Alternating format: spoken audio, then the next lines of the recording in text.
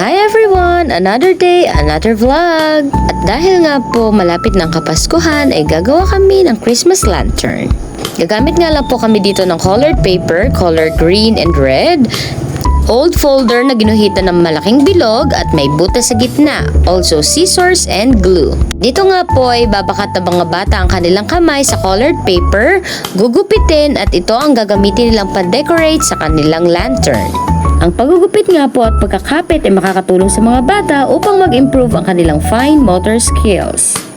Ay sa tunay nga ho yung pinagawa ko sa mga bata ay Christmas lantern.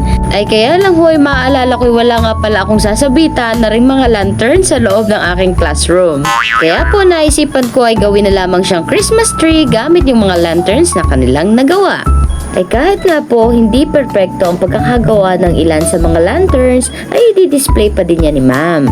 Hindi lang naman si ma'am tumitingin sa kung sino ang may maganda at may malinis na gawa. Kahit ano pang itsura ng iyong ginawa, creativity exists.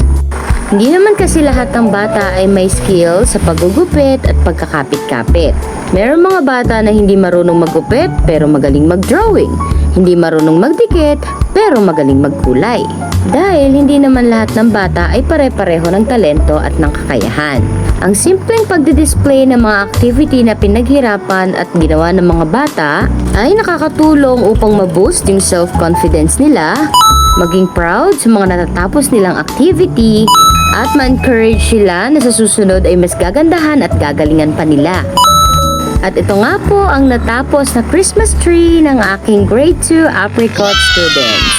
This shows not a mess, but how their little hands work. Thank you for watching!